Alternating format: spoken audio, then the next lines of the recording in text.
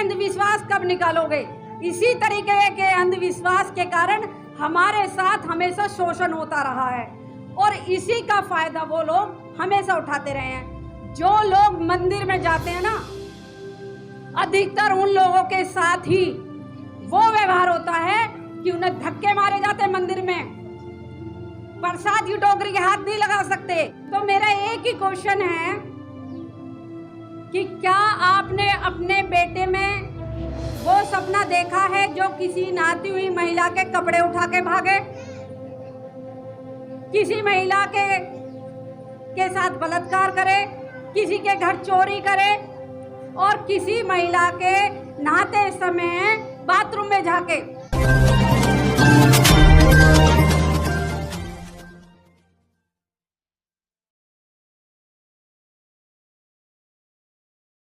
जय भीम, जय भीम, जय भीम। अभी भी जोश में कुछ कमी है। मुझे लग रहा है कल की फास्ट की तैयारी तो नहीं है। लगता तो ऐसी है जैसे कल फास्ट की बीमारी हो। भाई बीमारी जिसे होती है उस बीमारी का इलाज करने के लिए दवा देनी बहुत ज़रूरी होती है। तो जो महिला या जो भी हमारे भाई या जो भी हमारे पूर्वज हैं जो कल का फास्ट रखने वाले हैं, भाई उनके लिए तो मैं धन्यवाद दे नहीं सकती, ना मंगल कामनाएं दे सकती, शेम जरूर कर सकती हूँ उनके लिए। क्योंकि सबसे बड़ी बात तो ये कि अगर आप अपने दिलो दिमाग से डर नहीं निकालोगे तब तक तो आप कोई भी अच्छी सोच रख नहीं सकते। जब तक अच्छी सोच नहीं रखोगे तब तक अच्छे काम करोगे कैसे? तो पहले तो अपने अंदर से डर निकालना पड़ेगा कि अगर हम कल जो व्रत आ रहा है, फास्ट जो आ रहा है, सीधे सीधे कहना चाहूँगी, एक बलात्कारी का जो जन्मदिन है कल, अगर ना पता हो तो बता दूँ, जिसकी 16,800 प्रेमिकाएं तो जानते हो जिन्हें कहते हैं गोपियां थी। गोपियां नहीं थी, प्रेमिकाएं थी, या जिनके कह सकते हैं जिनके साथ बलात्कार किया गया था, वे महिलाएं। और वो महिलाएं व्रत करती हैं कि जी कृष्ण जी का, क्या बात है। अगर आज के समय में वो बलात्कारी कृष्ण जी आज के समय में जीवित होते तो मैं आपको बता दूं कि भारत के संविधान के अनुसार आज वो जेल में होते, जैसे आसाराम, जैसे राम रहीम, और भी जो हैं रामपाल जी, और भी ना जाने कितने अभी लाइन में लगे हुए हैं जिनका नंबर अभी आना बाकी है। और डर इतना फैला रखा है कि जी कृष्ण भगवान तो बहुत अच्छे थे। तो मेरा एक ही क्वेश्चन है कि क्या आपने अपने बेटे में वो सपना देखा है जो किसी नहाती हुई महिला के कपड़े उठा के भागे, किसी महिला के साथ बलात्कार करे, किसी के घर चोरी करे और किसी महिला के नहाते समय बाथरूम में झाके? कितना अच्छा लगेगा। कौन कौन चाहता है भाई ऐसा उनका बेटा बने? हाथ जरूर खड़ा करें। अगर कोई नहीं चाहता तो मैं बता दूं, फिर डर क्यों है आपके अंदर? फिर क्यों डर? कौन सा डर? एक बात और कि मरने के बाद ये कहते हैं स्वर्ग मिलता है, तो कैसा स्वर्ग मिलता है? क्योंकि जब आदमी या औरत खत्म हो जाते हैं या कोई भी जो प्रकृति ने जन्म दिया है, जिसको जो भी जीवित है वो मरेगा जरूर। जब वो मरता है तो मैं बता दूं वो जलता है। सिर्फ मोमडन जो होते हैं उनमें दफनाया जाता है, क्रिश्चियनों में दफनाया जाता है, और जो बाकी जो हैं उनमें अधिकतर जलाया जाता है। तो जब जलाया जाता है तो जो इंसान जल गया, जो राख हो गई, और हमारे अंदर का डर कैसा कि हमने उसे जलाने के बाद उसकी सारी राख को उठाया, फिर हमने उसे पानी में बहाया, गंगा जल में ना बहाया, उसकी जो अस्थियां थी उन्हें भी बहा दिया, फिर स्वर्ग में कौन सी चीज़ गई, आप मुझे ये बताओ। और स्वर्ग में आपने किस चीज़ को भुगता, ये भी बताओ। क्योंकि कहते हैं स्वर्ग में तो जो है भाई किसी को जो कोई कष्ट होने वाला नहीं है। स्वर्ग में सभी को अप्सराएं मिलेंगी, पुरुषों को और महिलाओं को। तो जो ना इतने अच्छे अच्छे वो बता रखे हैं कि महिलाओं को मरने के बाद उन्हें एक अच्छी योनि में भेजा जाएगा। भाई इंसान का बेटा इंसान होता है और जानवर का जो जानवर से जो होगा वो जानवर पैदा होगा। तो मुझे ये बताइए कि मरने के बाद जब हमारी राख तक भी यहाँ रह गई, उसे भी हमने इधर उधर बहा दिया, उड़ा दिया, तो भाई हम स्वर्ग में किस तरह से भाई जीवन व्यतीत करेंगे, या हमसे पहले जो स्वर्ग में पहुँच गए हैं वो किस तरह का जीवन व्यतीत कर रहे हैं, कोई तो बताने आता। एक चीज़ और कि ये कहते हैं कि मरने के बाद सभी का लेखा जोखा यमराज लेता है। तो सबसे पहले तो वो यमराज धोखेबाज है, क्योंकि जो भी पाप भी करेगा तो भी यमराज उसका लेखा जोखा ले रहा है, और जो पुण्य कर रहा है उसका भी लेखा जोखा यमराज कर रहा है। तो अब आप ये बताइए कि इस मरने के बाद सभी के पीछे नाम के आगे लिख दिया जाता है स्वर्गीय, तो नरक में क्या भैंस बंधेगी भाई? अब ये बताओ नरक में क्या भैंस बंधेंगी? सब तो स्वर्ग में जा रहे हैं, और स्वर्ग से आगे किसी ने आज तक ये नहीं बताया कि मैं स्वर्ग में गया नरक में गया। किसी ने भी, किसी का भी कोई महापुरुष हो, किसी का भी भाई सपने में आके तो बहुत वे जो है सबको दिखाते हैं कि भाई हम यहाँ पे हैं वहाँ पे। भाई साक्षात रूप में अगर कोई हो तो बताओ। आपको एक उदाहरण देना चाहूँगी।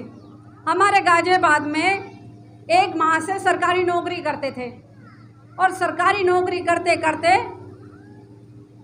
रिटायर होने के बाद, मतलब रिटायर नहीं हुए थे और मतलब 1 साल उनका रह गया था, वो एक्सपायर हो गए, ख़त्म हो गए। अब वो नौकरी उनके या तो बच्चों को मिलनी थी या उनकी मैडम को, घरवाली को मिलनी थी। अब हुआ ये कि उनके जो नौकरी के जो डॉक्यूमेंट्स थे ओरिजिनल, वो कहीं खो गए। अब जो उनका जो लड़का था, अब भाई बाप का साया रहा नहीं सिर पे, माँ की बच्चे ज़्यादातर सुनते नहीं हैं, तो लड़के ने क्या कहा, भाई मम्मी तो मेरे को पैसे नहीं दे रही, अब कोई तरीका तो ढूंढना चाहिए। तो उसने क्या करा, उसने एक काम करा कि उसे आ गया बुखार, और उसने कहा जोर से चिंगाड़ मार के कि इस घर का सत्यानाश कर दूंगा अगर मेरी मनोकामना पूरी नहीं की। कि भाई तू कौन है? तो उसने अपने बाप का नाम बताया, मेरा नाम है रामचरण, और तुम मेरा नाम नहीं लेते हो, मेरी पूजा नहीं करते हो, इसलिए इस घर का सत्यानाश करूंगा। अब ले उसे किसी भगत को बुलाया, ओझा को बुलाया, पता नहीं कौन कौन वहाँ पे बुलाए गए कि ये सही हो जाएगा, लेकिन भाई सही नहीं हुआ। कि भाई आखिर क्या काम बात है, भाई जो भी पैसा आया उसे पैसा दिया गया। फिर वो 15 दिन बाद फिर वो तो वही काम करने लगे। अब तीसरी बार जब उसने करा तो वहाँ जैसे मेरी जैसी सचिवाला जी पहुँच गई वहाँ पे। मैं कहने लगी भैया तुझे दिक्कत क्या है? उसे ये भी पता है कि टीवी की आवाज़ कितनी है, उसे ये भी पता है कि टीवी में ऐड भी आ रहा है, और उसे ये भी पता है कि वहाँ पे कौन कौन बैठा हुआ है। तो वो कहने लगा ये अपनी राजनीति ये जो ना बाहर जाके दिखाना मेरे घर में नहीं चलेगी, मेरा नाम रामचंद्र है, घर का सत्यानाश करने वाला हूँ। मैं ये बता भाई तुझे चाहिए क्या? तू रामचंद्र तो है, ये तेरे बच्चे हैं, तुझे क्या चाहिए? मुर्गा, बकरा, कटरा या सुअर कुछ भी चाहिए तो बता, क्या चाहिए तुझे? कुछ कीजिए, मुझे मेरी मनोकामना पूरी नहीं हुई, और मेरे जो ना इन्होंने घर नहीं बनाया, वो रख देते हैं ना वो 2-3 ईंटें लगा के इस तरह का, कि मेरा घर नहीं बनाया। मैंने कहा मैं ये तो बता भाई तेरे बच्चे परेशान है, तेरी नौकरी तू तो चला गया, अब इनका पालन पोषण कैसे होगा? ओरिजिनल डॉक्यूमेंट्स खो गए हैं, अब ये बता वे कहाँ रखे हैं? अब वो हिल गया उसका दिमाग कि जी ये कौन सी फालतू बकवास है। वो फिर और जाके सिर पटके, मैं ऐसे नहीं मानेगा। एक चिमटा गरम करा गया गैस पे बहुत तेज, और जाके आराम से उसे पकड़ा दिया, मैं इसे पकड़ ले, ये रहा देखते रहा अभी, और उसका जले वो तो उसका तो हाथ तो जिसका जलना था वो जला, भूत उतर के भाग गया। तो एक बार बताओ हाथ उस भूत का क्यों नहीं जला? और वो एकदम से उतर के भाग गया। उस दिन के बाद से उस पर कोई रामचंद्र नहीं आया। तो ये डर है कि हमारे लोग जिंदों से तो जो है वो किल्सन रखेंगे, लड़ाई झगड़ा रखेंगे, और जहां वो मरा वहां तुरंत वो देवता बन जाता, तुरंत उसके सामने दिया जल जाता है। तो ये डर है कि जिंदों से तो जलते हैं और मरो से डरते हैं। ये अंधविश्वास कब निकालोगे? इसी तरीके के अंधविश्वास के कारण हमारे साथ हमेशा शोषण होता रहा है, और इसी का फायदा वो लोग हमेशा उठाते रहे हैं। जो लोग मंदिर में जाते हैं ना, अधिकतर उन लोगों के साथ ही वो व्यवहार होता है कि उन्हें धक्के मारे जाते हैं मंदिर में। प्रसाद की टोकरी के हाथ नहीं लगा सकते। बस आप क्या एक काम कर सकते हो कि आप वहाँ पे रुपया पैसा चढ़ा सकते हो जितना मर्जी चाहे, और किसी को कोई भी चीज़ वहाँ पे ना तो लेने का अधिकार है ना कोई देने का अधिकार है। अगर आप एक हफ्ते मेरे कहने से कंटिन्यू जाना और फूल चढ़ा के आना, बस अगले हफ्ते से पंडित आपको ये कह देगा मंदिर में मत आना, क्योंकि उसे सिर्फ और सिर्फ आपके पैसों से प्यार है, आपसे कोई प्यार नहीं है, कोई लगाव नहीं है। ये अंधविश्वास। और दूसरी बात, आपको तरह तरह से डराया जाएगा। महिलाएं अगर सिंदूर नहीं लगाएंगी, सीधी बात है उसका हाथ भी जल्दी से मर जाएगा। मैं ये पूछती हूँ, जो महिलाएं जब से शादी हुई और जब तक मरी, जब तक उसने सिंदूर लगाया, लेकिन उसका हस्बैंड पहले ही आधी उम्र में उसे छोड़ के चला गया, तो उसका क्या कारण रहा? सिंदूर ने तो उसके हस्बैंड की जान नहीं बचाई, ना करवा चौथ ने जान बचाई। फिर ये डर क्यों? एक चीज और कि हमारी महिलाएं ना, और कुछ करें ना करें, बच्चों के गले में काले पीले लाल नीले धागे जरूर पहनाएंगी, और ये धागे आप लोगों की पहचान है कि इन लोगों का जितना शोषण किया जाए उतना ही अच्छा है। पहचान आपने बना रखी है, क्योंकि पहले जब हमारे बाबा साहब का संविधान यहाँ नहीं था, तो पहले इस धागे के साथ घंटी भी बनती थी पैर में, जिससे पता चलता था ये कौन से जाति के लोग आ रहे हैं, ये कौन से लोग आ रहे हैं, और इनके साथ हमें व्यवहार कैसा करना है। इसलिए वो काले पीले लाल नीले धागे पहनाए जाते थे। आज कहते हैं जी नजर है।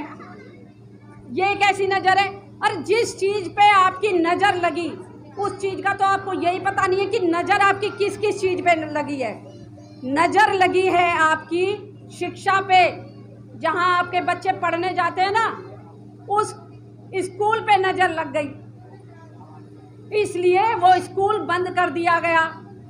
ऑनलाइन आपके बच्चों की पढ़ाई चालू हो गई, फीस चालू है।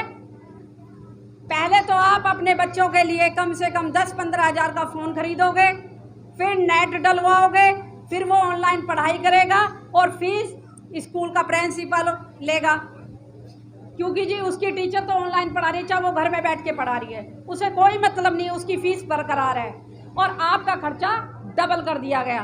दूसरी बात, जो आपके बच्चे को डर होता था टीचर का, वो टीचर का डर उसके दिमाग से निकल गया। अब क्यों डरेगा? क्योंकि घर में अगर बैठ के बच्चा पढ़ता तो स्कूल में हमें भेजने की जरूरत ही नहीं पड़ती। नजर लगी आपके घर में, आपके पतियों के, आपके बेटों के नौकरी पर, वो सरकारी नौकरियां जिस पे आपका नाम लिखा होता था, जिससे आपके घर में अच्छी इनकम आती थी, आर्थिक स्थिति आपकी सुधरी थी, उस स्थिति को उन्होंने कमज़ोर कर दिया। और कैसे कमज़ोर कर दिया? सारी चीज़ को प्राइवेट कर दिया, और प्राइवेट करने के बाद प्राइवेट में तो आपको नौकरी है ही नहीं।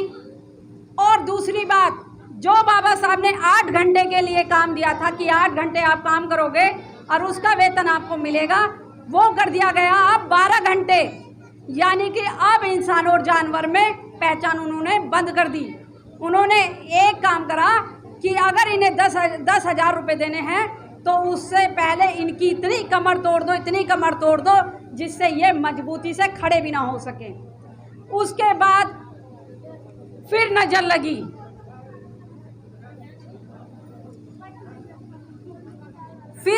लगी, और अब नजर लगी कि अब सरकारी नौकरियां ही अब आपको नहीं मिलेंगी, क्योंकि सारा प्राइवेट हो गया। उसके बाद फिर एक नज़र लगी कि जी लॉकडाउन में जितना आपने कमाया था, अब आप 2 साल से बैठ के खा रहे हो अपने घर में। तो मुझे नहीं लगता जिसका जो हमारा वर्ग जो है, हमारा बहुजन समाज जो है, जिसके पास 20,000 रुपये में 10,000 में घर का खर्चा नहीं चलता था, अब वो 3-3 महीने 6-6 महीने अपने घर पे बैठ के खा रहे हैं जो उन्होंने जोड़ के रखा हुआ था। यानी कि ज़बरदस्ती आपके पैसों को छीन लिया गया। और अब एक तैयारी और है कि 2024 में अगर फिर से ये सरकार आ गई ना, तो जिस घर में आप रह रहे हो उसका भी रेंट आपको देना पड़ेगा। उन्होंने योजना ऐसी बना दी है।